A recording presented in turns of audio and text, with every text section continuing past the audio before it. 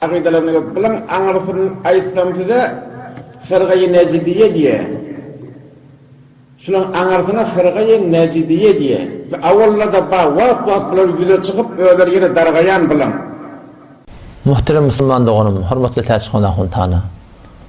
Ten gelip yani cemaat tebliği Necde Arabistan'ı set vermekliğin görmedi yerden, bilmedi yerden, barıp oturuşmadı yerden, merakıdı cemaat tebliği, ulema-i cemaat tebliği görmedi yerden, ten şeyle bir daha da şeyle ekini set vermekliğin Müslüman doğan. Bu bir katı bir günah kaçırık, katı bir yanlışlık.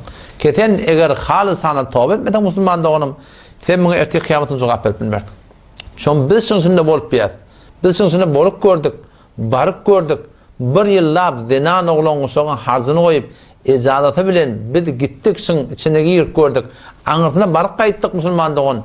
Beyli bir daha şun aslında hiç menhecinde yoklar.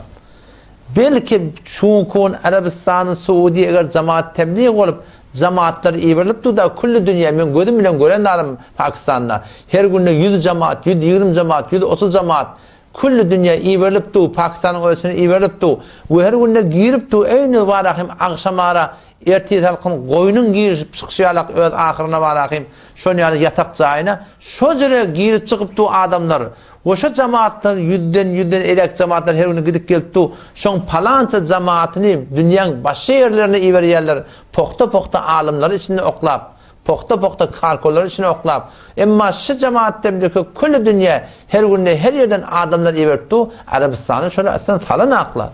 Arabistan'ı koymayanlar şöyle tebliğ etmeklige. Tene ihtiyatın şunu anırtın Necd'den neva ihtiyatın. Arabistan'ı neva ihtiyatın. Hatta varahim doğat oğullar cemaat tebliği olup Pakistan'dan gitmeye olanlar şu talibiz cemaat tebliği edip aytıp başarmayat. Belki başka bir tertipte şeyler yapıp işleyeler Müslümanlığı.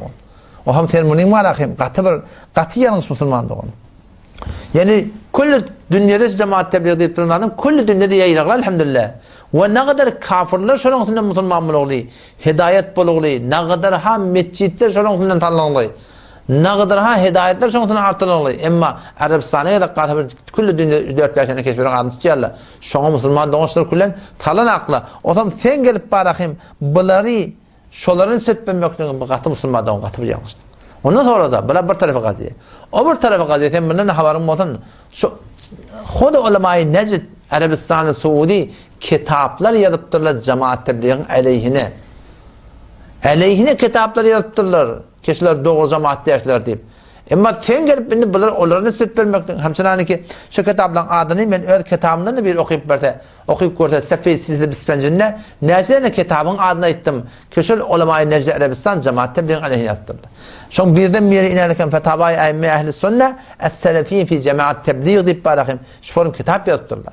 Ya el-kavlul beligh fi tahdir min cemaat tebliğ Abdullah Tuğci'nin ya İbn Teymi rahmetullahi aleyh ve cemaatut tebliğ deyip barakım. Şu forum ölür barakım. Sonra kitap yazıptırlar. Kitaplar yazıptır şunun aleyhine. Ama sen bu hukukun gelip onların süt veriyatın Müslüman doğumunu mülkati yanlış. Ondan sonra da bir tarafa gaziye. O bir tarafa gaziye neymi? Tensi öğde açsın yalak.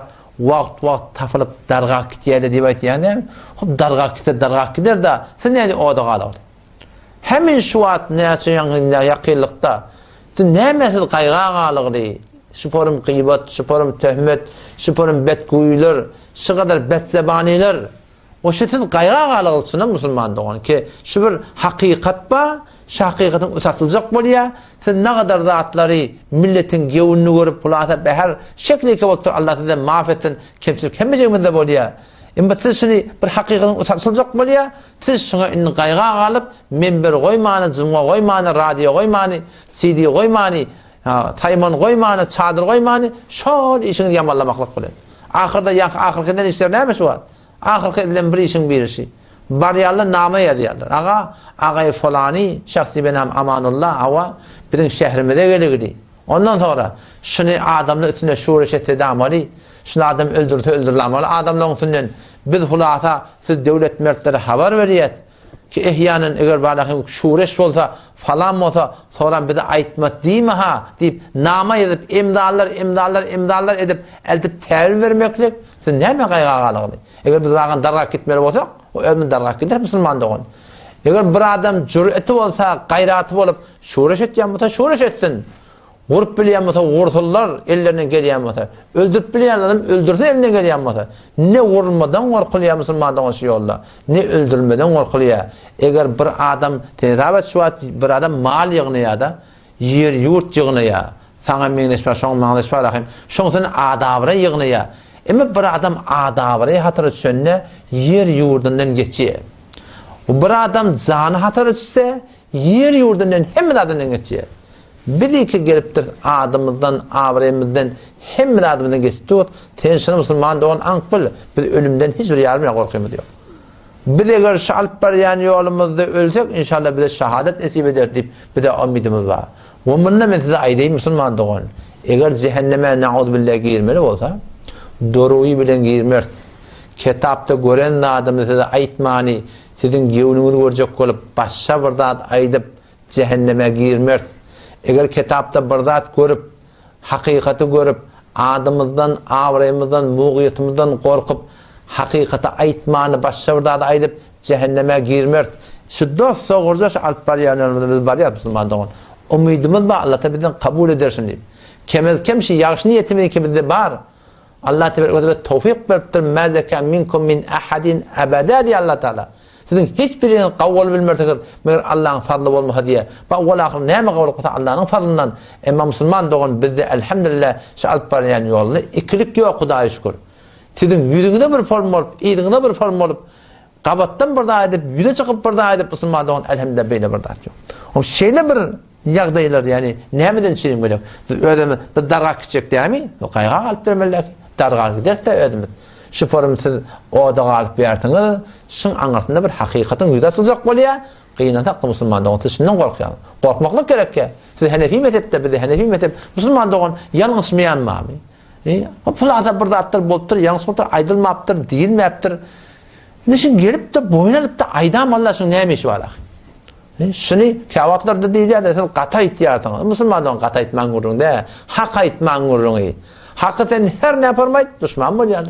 Meğer bacana hun takdir ki Allah rahmet etsin benden kötükte ayet 3 gün tutmalı ayetti. Kata ittim meğer. Kata ittim şu. Ya Kur'an-ı Keşfat Türk meselede okul ya namazlardan sonra 5 namazdan sonra Hanefi mezhepte yoktu hatta. O şunu meğer kata edip durmuş. Yani Kur'an okumada ne yamayıp ba? Dua etmede ne yamayıp ba? Ayıbı şey kitapta yok musulmandan. Şu namaz, şol Kur'an, şol dua, şol ağaç dikmek, şol köke paylamak, şol palan etmeklik, şular Kur'an'da, sünnette, şeriatta yok. İleride kim teşebbüs zımga namazda baranda olokan yat koyup dururlar da hutbe kılıp duha keplemek de haram, namaz okumak da haram. Hey namaz okumak haram olur mu? Keplemek haram dedi ki la ilahe illallah desen haram. Muhammed Resulullah desen haram, zikretten haram, emr ma'rufetten haram, nehy münkerden haram, Kur'an okuysan haram. Şular haram deyip dur. Neydi haram olmasa? Çünkü şurada şeriatta yok şu. Şeriat etme deyiptir. Peygamberin etmediğini musulman doğun kitapta yok dedi etmelerden. O şoň tadım bana şu suratında yani balakym siz gelip şu dağıtları bir yoň bolup durdanny. Şu bir dağda bir yanlışyp dursa indi şu ta kıyamet şerim şeydik gitmeli Hudaý hakykatan. O bir haçan doğrulanmalar. Şu kıyametin altına näme jogap bermeli. Ýa örler kağıt ýazylar. Saymanla pişirdilen taam var. Öyle kağıt yazdılar. Şimdi bizim gururlarımızın yüze çıkandan sonra. Kendim ağa, eğer bir adam ölünne şoň weresetinde sagire bolsa, şu sagirede bolup durup da saymanla burada demek haram deydiler. Hop, şu haramy 50 yıl ver elip yer. Şu konuşasıptır, kitaptan görüp dursan hop doğru demiştik da. Kağıda da yazdınız, sonra da nämetçen ben yamasan çalacakmı yığınadınız. O musulman doğan yanlışmayan mami. Heme çizra hemegandanan, hemegan henüz ezmaderine zayden. Müslüman o bilmeptir ta babel etsinler millet istigval edecek. Allah tebarek ve teala bir razı olacak dedi. Kim ki yanlışmadı Müslüman da o. O da şu taydan yani bir tarafa gazı yani darga gidecek bolsa hormatly derson da tana. Sizin kayga alıp bermeýän. Ol Arabistan falan nipde beýlek bir nispet berip bilmeýän Müslüman da bular töhmet bular ýoklar. O Pakistan Hindistan'a gitdiýärler Müslüman da o taýdan adyny garatjak bolup bermeýän. Tamam 100'den 98'li mantığı Türk meselede okuyan kitap Zahidan'ınki, Hindistan'ınki, Pakistan'ınki. İçindeki mekteplerde şu tahanınki, şuruhatı da şu sahanınki, fetavalarda da şu tahanınki, mecburi fıkhide oturuşuluyor. Onda mektepler şu tahanınki Müslüman doğun. Bunu biz niyeden inkar edip başarılı? Bu bir inkar edip olacaklar. O mağarada da şu kodi Gümüştepe'de biz olağan tatilden birine otursak da. Sonra Teymur Garazi diye bir cavan oğlan. Menne şu da bir saat sonra şu takdirde oturuyor da. Siz ne mi deyip Türkmen ocakta okuymani teoriye çıkıyordunuz. Ben Kuveyt'te de bir gurun verdim aşağı hakkında. Şu hakkında o beren gurunum var. Hacı Akın şu gurun koydu. Biz ne mi deyip şu Türkmen ocağı koyup teoriye çıkıp okuyuyoruz. Awala biz Türkmenin öz ocağında da okuymadık da elhamdülillah. Yöne kıynan takta şu Türkmenin ocağına daş teorine Vehhabi deyip şuna odun uyulanak Müslüman'da olsun size. Ama şun ocağı var da tönüp barıyasın. Daş teori Vehhabiyet koyupturlar. Ama şu ölçünden kıymıldan aklım diğerleri göçmek bilen, gitmek bilen, gelmek bilen insanın vücuduna geliyor. Mantığa getirdi. Hemşirane ki Avul Bukhara var. Göçülüp gidiptir, okuyuluptur, getiriliptir değil mi? Şun konu şeyle bir de ilim takaza etiyor. Ama o müteessifana şey daş teori Vehhabi deyip şun barahim şu daracık yerde biz barahim tıkılıp otuyuz yine şunun çireyim bizim Türkmen salam ocak alınmaz gün zayıflanıp var ya mecbur fıkhimizde ilmi teorikte kitap okutmakta ilmi teorikte haşiye koymakta ilmi teorikte fetava koymakta ilmi teorikte ne mi deyip şun ocağının ocaktan var ya yine takım Müslümandı akına şu yankı gurrunu ki men şol yankı şu da Teymur Garazi bilen ne mi deyip teorikte gidip okuyarsanız Türkmenlerin ocağını okuymayarsanız bir gurun mu ol? Şu böyle koyduk men bir gurun öğrelip durmayın. Arada bir hücrede oturuştuk. Doktorlardan biri adına Teymur Garazi diye tanış olan elbette bana şu tanış oldu bana doktorlar ne? Tanış olan şeyler. Adam ol birden de şu cemde burada soradı bir. Bu dedi, siz dedi gayreden gelen alınma dedi. Burada basa Bukhara Türkmen ocak diye da. Siz şu ocaktan gelen alımdan okuymani gidip de Bukhara Zahidana, Beluchistan'a, Pakistan'a, Hindistan'a gidip okuymaktan ne mi gereği varsın dedi. Yine ocaktan gelen alım var da şunu okuymallar. Ben bırak dedim ve de ten sorağıma cevap vereydi. Avvala sen teşhis ettiydim. Ki avvala ben şuna dedim ki şu mantıqada da biz okuymadık da. Ne Erzurum'un takdir Hanefi biz şu anda ne şiir okuduk son hücretinde. Mantıqadan nerede pay almadık da. Ama ben şuna dedim. Şu ten Bukhara diyenin de şu Bukhara'da fakat şu 4-5 tane ahun okuyamıştık mı? Yaşadığı merkez cihaniymiştik mi? Tacan ahun, Atacan ahun, Bayramgalla ahun, Yevnebir ahun, şu 4-5 tane Türkmen ahun okuyamıştık bir şey dedim. Ya yoksa da merkez cihaniymiştik. O cevap geldi ha merkez cihaniymiştik. Hop. Merkez cihani bu dedim. Şu taati toram çaşıptır. Bolşeviklerin vatanına Ruslar gelip kâr zulmedip Bukhara'nın kullen çaşırıptırlar. Ve ulemalar bölük grup her yerik barahım göçüp kaçıp çıkıp kayıptırlar. Son bir nesette Türkmen sara kayıptırlar. Eni de ulemayı Türkmen sara kadim Bukhara'dan geliptirler, zahmet çekiptirler. Ona hiç kim inkar yok. Sünnetçi, cemaat, hulasa diyaneti ardı görünüyor. Derhal suret şolong çeken zahmeti, onlardan avvalkan çeken zahmeti Müslüman'da on. Onun inkarı yok ben dedim. Yani ben şuna cevap verdiydim. Şu Bukhara şeyden çaşıptır, daş teoriye gidiptirler. Şu daş teoriye çıkan ulemalar aya şolar Hanefi mezhebi tedbin edip fıkhına, tefsirine, hadisine, fatva kitaplarına şolar sonra zahmet çekip tedbin edip gösteriş veriptirler mi? Ya yok. Türkmen Sehra şu kadim Bukhara'dan gelen ulemalar sonra zahmet çekiptirdim dedim. O da tiyre hormat zahirine, buna inkar yok. Ama sen dedim, şu zahmeti kim çekiptirdi? İnalekem o da tamam, şimdi öndeki yıldan tefsir kitapları oluyor ya. Şun hiçbir gayeti Türkmen Sehra'nın kıdı. Hiçbir gayeti Türkmen Sehra'nın kıdı. Fıkhi kitapları o da mantıqada, Hedayan haşiyetinin o da Hindistan, Pakistan. Şerh-i Vakayan haşiyeti Hindistan, Pakistan. Nurlanların haşiyeti Hindistan, Pakistan. Usul Şaşin haşiyeti Hindistan, Pakistan. Ondan sonra ne? Muatta İmam Muhammed Hindistan, Pakistan. Bu doğru hadiste Ahum Bozak Kulamı'nda 8 tane kitap okuydular. Bukhari haşiyeti Hindistan, Pakistan'ın. Ondan sonra Sahih Müslim'in haşiyeti, Sahih Tirmizi'nin haşiyeti, onun Sunan Nesai'nin haşiyeti, Sunan Ebu Davud'un haşiyeti, Musned İmam Ahmed'in haşiyeti, hatta Muatta İmam Malik'in haşiyeti. Ha. Şuna mı Sunan İbn Majah haşiyeti? Şun tamam haşiye şuruhatı geliptir. Xoda Hanefi mezhebinin fıkhının şuruhatı nereden geldi? Müslümanlar daş teorikten geldi. Pakistan'ın Hatay'a demek gerek ki. Bizim Arap'dan tamam okuyan kitabın ödi tedvini, teşrihi, tebiyini mi mutlu? Şu Pakistan'ın sonra mutlu Müslüman doğan. Hanefi mezhebinin sonra ne? Pakistan'ın bir tane milliyet, kavmiyet yok ki. Benim peygamberim Arap. Men Arap bilen ne nisbetim var? Men iman nisbetim var Arap bilen. Men Hanefi mezhep bilen. Pakistan bilen nisbetim var. Hindistan bilen nisbetim var. Beluchistan bilen nisbetim var. Bukhara bilen nisbetim var. Men dedim, o da dedim, ten yöne bakara dedim, bir kefe aytıyardın, ten aytyan süreğinde, kebbil var mutlak gayradan gelen ocaktan, ılımdan peydalanmadık kolaylı. Yöne, dinle ne ve teessüp yok. Ten göde, ten de toram ayttım da bırakın. Sen şu mantığı Türkmen saran ulamalar değil, Hanefi mezhebini kavudip açıklap aydanmasa, ten getir yadan kitabını dedim. Hayti okullayan kitap, fıkhi kitap, Hanefi mezhepte Türkmen sahrada, hava şu bizim ulukan talqirlaman yadan kitabının şuruatından asfad ediliyemi, getirden bir yerin getirmenin gurun yok dedim. Eğer biz ştari erzai ilmi bolyan olsak, Müslümandan bir teoriye çıksak ki, Vağan yani, vağan ştada hakikat kandırılıp göverliyen olsa, hakikat ştada ayrılıp durulmasa aytyandan belli adam da var. Vağan ştada anırbaş Hanefi mezhebi amal edip duran, Hanefi mezhebi yörçök deyip durun malakım var, yüreğin su uçup duran yeri olsa var da, ihtiyaç yok da şey çıkmakla Müslüman da var. Onun için hem şüpherim çinmeli. Hop. Ki Bukhara'dan gelen okuymayardın. Yok, Bukhara'dan gelen ilimden elhamdülillah, Türkmen sarada okuyuluyor. Ama daş devreye çıkmalı diyen gurun yok. Baraylı kitabın gurunu, Müslüman da oldu. Bir gurunu ki eşittiniz, ki ne sebep oluyor biz ilim okuymaklığa, teoriye çıkmaklığa da. Hemçinin ki biz elhamdülillah şu mantıqda okuyat, baştaki mantığın ilminden, avval geçen bizim ulamalarımız Bukhara, Afganistan, o şoňa men esbara hiwa gidip okuyuşlar ýalak. Biz hem teorikden gidip şondan için peýdalanýar Müslümandyk.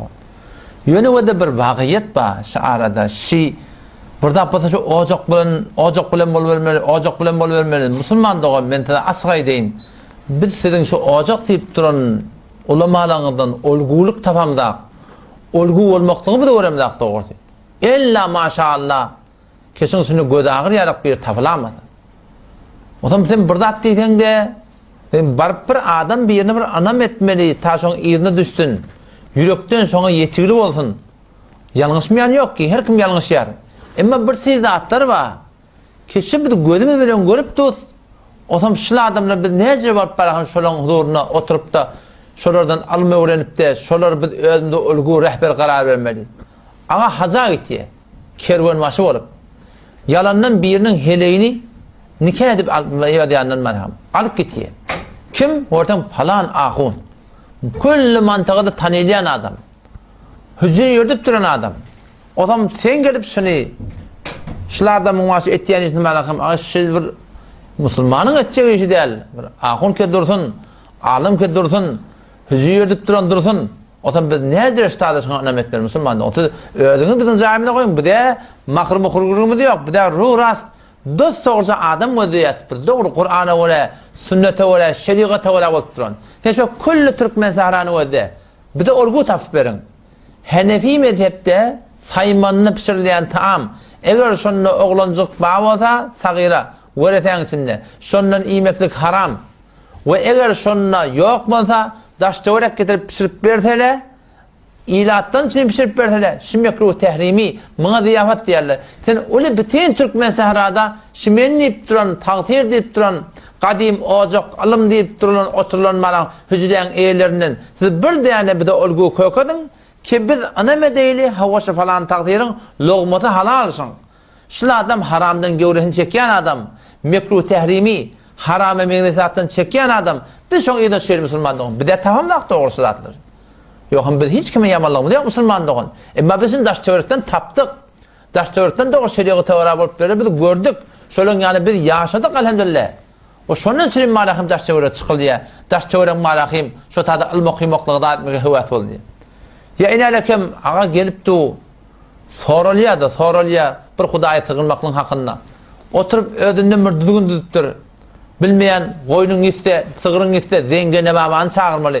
Zengine babana diyen bir adam şu ehl-i sünnet vel cemaatta şöyle bir ağaç şu adışını göremde. Zengi baba var yani o Taşkent tarafta bir Hudaýyň menne geçipdir. Zengine baba kim olmuş Hudaýyň menne? Düýän iste o karanını çağırmalı. Yeni birini çağırmalı.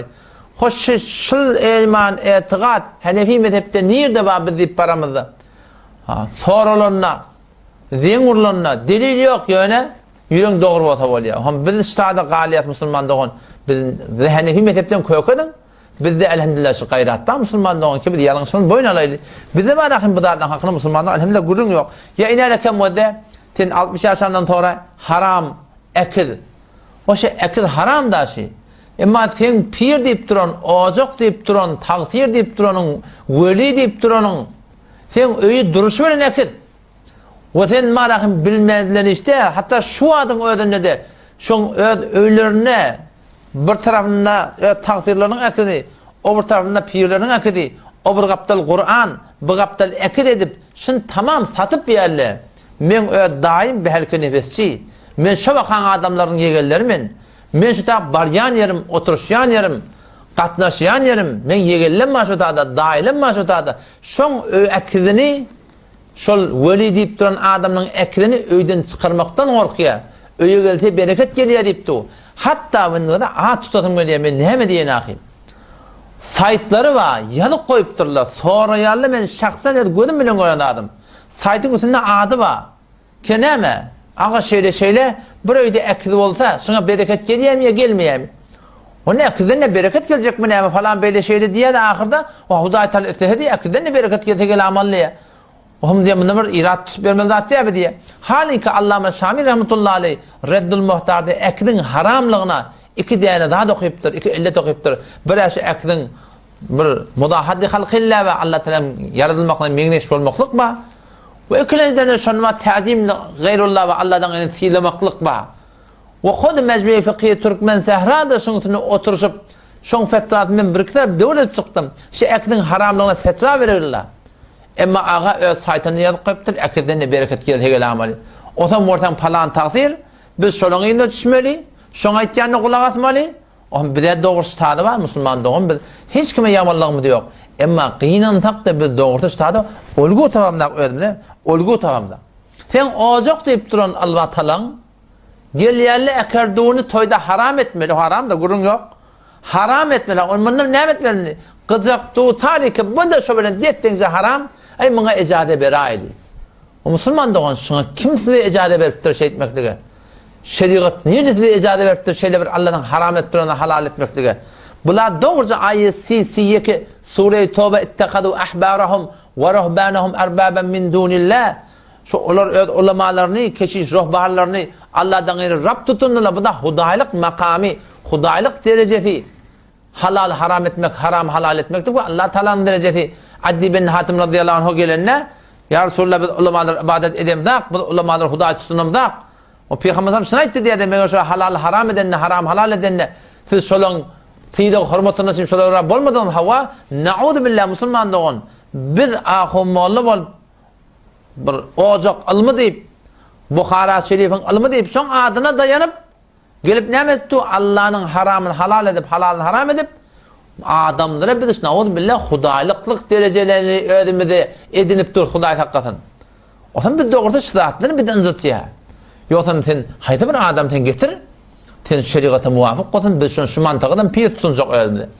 Şu mantıqda evde örgü tutsunacak. Biz ögü düşüp adavra yalaylı bir adın gidiyor. Şu bizim bolup berişme adavra gidiyor dedi. Ganimet akıllı adamı belli Müslüman doğun.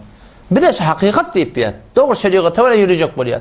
Ama kıyınan da şu ders çevreminde var akım. Şeyli bir zatlar var kıyınan tak var akım bir tamamda. Ya inale kamode. Munda böyle filmin koytulla alan. Türkmen saran inko ulukan hücreti.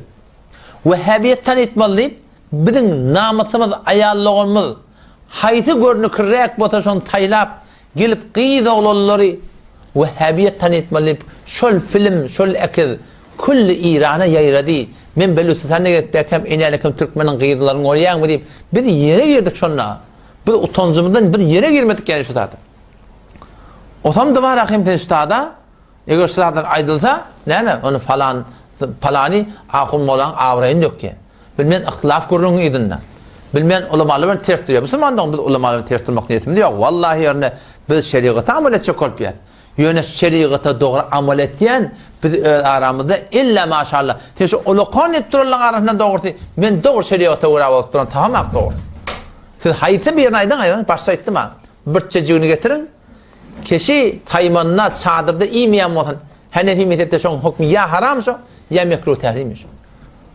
Ahun ağaçı yankı böyle kurumlar ayarlı olanımızdan sus sadip vehhabiyet tanımayıp şunun malakın filmi cepte şu böyle koy. Ondan sonra inşallah tavsiyenin teşkimine on tavsiyenin over böyle kurumunu koy inşallah Teala otam yeteli başka kurumları. آنها میگویند طلب یاری و کمک از غیر خداوند شرک بوده و شخص نیز مشرک میگردد. بازی و تهمت‌ها و سخنان پوچ و بی محتوا توسط این دختران فریب خورده بسنده کردند. لابد در میان اینان قحط الرجال شده که کسی را پیدا نکرده اند تا دلیل و مدرکی هرچند ضعیف و بی ارزش برای اثبات مدعای خود ارائه کند. همانطور که مستحضر هستید، غربیان برای تشویق مردم به کالاهای خود از دختران زیبارو و جوان برای تبلیغ کالاهایشان استفاده می کنند و این کار ناشی از رذالت اخلاقی و کمبود فرهنگی آنان می باشد. ولی آیا دین والای اسلام به ما اجازه چنین کار ناپسندی را می دهد؟ چطور شرافت و غیرت انسان به او اجازه می دهد که دختران و یا خواهران خود را برای تبلیغ کالایی در مقابل مردم به نمایش بگذارد؟ و آیا این دین کالاست که با این روش تبلیغ شود؟ و آیا اعتقادات دینی را با دلایل قرآنی و روایتی باید اثبات کرد و یا با زیبایی دختران ترکمنی؟